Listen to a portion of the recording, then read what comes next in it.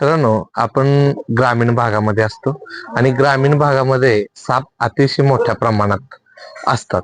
आणि हे साप बद्दलच मी माहिती देण्यासाठी मी सचिनराव यादव सर्वांना मनपूर्वक जय जिजाऊ. मित्रांनो, आपल्या भागामध्ये प्रामुख्याने एक 4 ते 5 जातीचे साप आपल्याला पाहायला मिळतात. जर आपण विहिरीवर गेलो, वड्यामध्ये गेलो, तर आपणाला एक विरोळा जातीचा साप भेटतो. आणि आपल्या जर भागामध्ये जास्त उंदराचं प्रमाण असेल तर धामीन आपणाला पाहायला मिळते. आणि आजगर असते, मण्यार असते आणि नाग असतो. मित्रांनो, आता हे आपण जर नागाचा जर इतिहास पाहिला तर नाग हा सर्वात जास्त विषारी सापामध्ये गणला जातो. आणि नागाचे प्रामुख्याने आपणाला जर माहिती देत असताना, नाग हा प्रामुख्याने सातत्याने फणा असा काढत असतो. आणि हा फणा काढल्यानंतर त्याचा एक अटॅकच आहे फणा काढणे, बाकी काय नाही. त्याला पळायचं नसतं, काय नसतं. फणा काढून आलेल्या शत्रूशी बघायचं आणि त्याच्यावर हल्ला करायचा, ही त्याची प्रामुख्यानं भूमिका असते. पण मित्रांनो, आपणाला जी माहिती असते की एक मुंगस असतं आणि मुंगस आणि साप, नाग ह्याची कळवण अतिशय मोठ्या प्रमाणात आपणाला पाहायला मिळत असते. आणि साधारणपणे 8 ते 9 वेळा जर नाग मुंगसाला चावला तर त्या मुंगसाला काही होत नसतं, का तर त्याचे आता हार्मोन्स त्या पद्धतीचे असतात.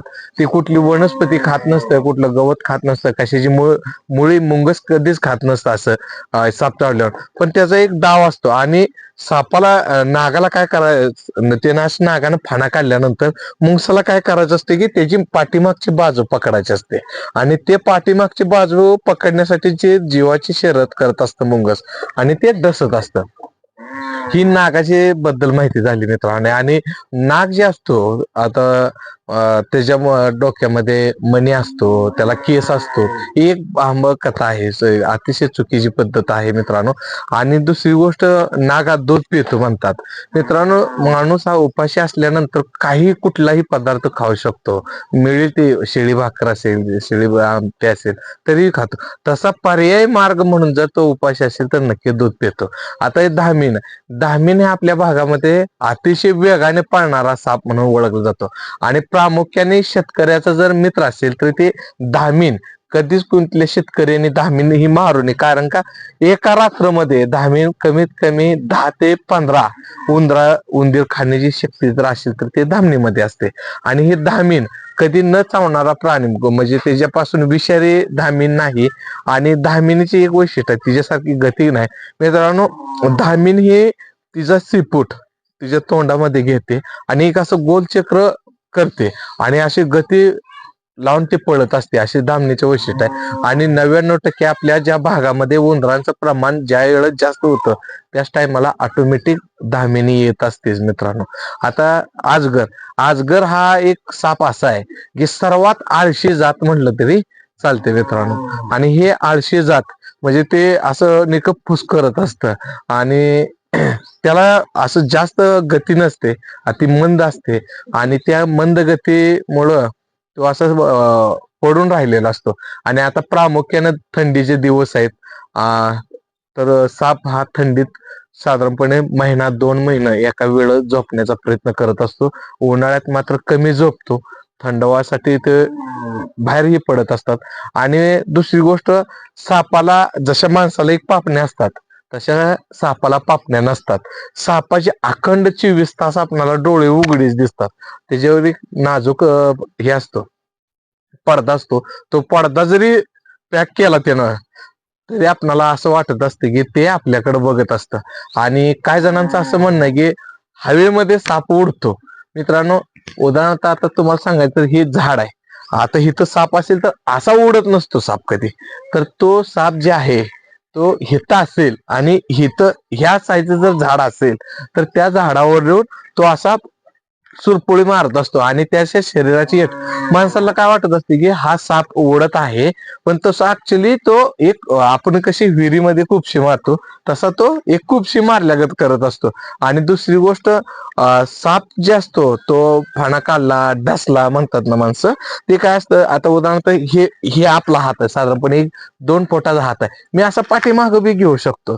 आणि समोर तर आता हिथं शत्रू आला तर मी असं करणार नाही, त्या गाप दिशा असा करणार, ते असं काय उडत नाही, काय नाही. साप हा अतिशय सौम्य आणि शांत जातीचा आहे. पण आपल्या भारतामध्ये साधारणपणे एक 10 ते 15% पर्यंत साप हा विषारी आहेत आणि बाकीचे बिनविषारी आहेत. काय जण म्हणतात मला साप चावला पण काहीच झालं नाही.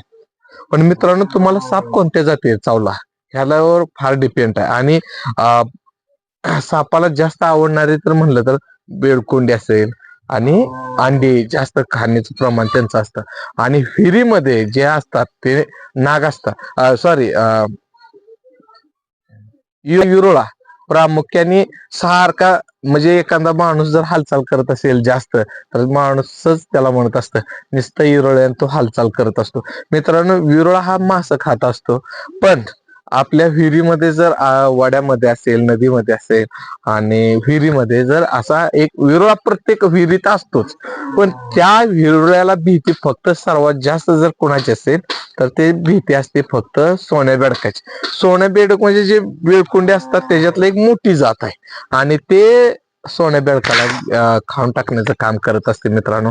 आणि आपल्या भागामध्ये प्रामुख्याने आज आपल्या भागामध्ये अतिशय मोठ्या प्रमाणात ऊसाची शेती केली जाते. आणि ह्या ऊसाच्या शेतीमध्ये जर आपला ऊस पडला तर ते पडल्यानंतर त्याच्यामध्ये घुशी उंदरांचं प्रमाण जास्त वाढतं आणि त्यावेळेस त्या ऊसाला उकीर लागतो. आणि हा उकीर कमी करण्याचं जर काढू नये, उंदर भागवा ताणून लावायचं काम जर असेल तर ते फक्त धामणीच असतं. आणि ज्या भागामध्ये धामीन नाही, ज्या शेतामध्ये धामीन नाही तर तिथं अतिशय मोठ्या प्रमाणात उकीर उंदर काढत असतात आणि गव्हामध्ये सुद्धा मोठ्या प्रमाणात नासाडी करत असतात. पण काही भागामध्ये असं असतं की, अजून एक महत्वाचा प्रश्न तुम्हाला सांगतो मित्रांनो, की काहीच लोक म्हणतात की साप आमच्या घराभोवती फिरत असतात. ते कारण का, एक मादी असते आणि त्याच्यामध्ये एक नर असतो आणि ते मादी एक वास सोडत असते मित्रांनो. आणि ते वासाच्या आकर्षणाने नर पुरुष जे जे साप आहेत, उदाहरणार्थ एक नाग आहे आणि नागिनीने जर ते वास सोडला की नाग तिथं ऑटोमॅटिक येत असतात आणि ते नाग गोळा होतात. आणि त्या नागांची समजा एक 2 नाग जर त्या ठिकाणी आलं आणि मादी बी तिथे आहे आणि 2 नर आलं आणि एक मादी, तर त्या टायमाला त्या नरांची ऑटोमॅटिक भांडण लागतं आणि ते सारखे असे असे करत असतात. तुम्हाला म्हणजे आपणाला प्रामुख्याने त्याला लोक म्हणतात जुग्म, पण ते 2ही नर असतात मित्रांनो. आणि त्याच्यामध्ये जो जिंकतो तो त्या मादी संगत मिलन करत असतो. आणि ते जी मादी आहे कुठल्याही जाती सापायची, की तिने जे वास सोडलेला असतो, समजा आपण चुकून ते मारली आणि मारल्यानंतर ते आपल्या काठीला तिचा जर ते गंध राहिला आणि ते मेल्यानंतर आपण तिथं सोडून गेलो आणि त्या काठीचा गंध काठी आपण घरी घेऊन आलो तर त्या काठीच्या गंध आहेत त्याच्यामुळं आपल्या घराभोवती आसपास साप येत असतात. प्रामुख्याने म्हणजे आपल्या घराकडे साप येत नसतात, त्या वासा स्मेल मुळे ते साप येत असतात. प्रामुख्याने आपण जर ती मादी मारली असेल, तिचा कुठं स्पर्श झाला असेल, तिचा कुठं गंध पडला असेल तर ते नर आकर्षण होत असतात. आणि दुसरी गोष्ट हे झाले मादी विषय आणि नरा विषय.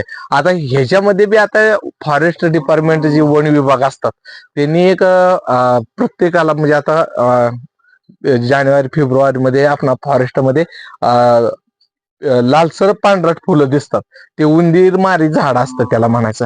आणि त्या उंदीर मारी झाडामुळे फॉरेस्टामध्ये साप थांबत नसतात.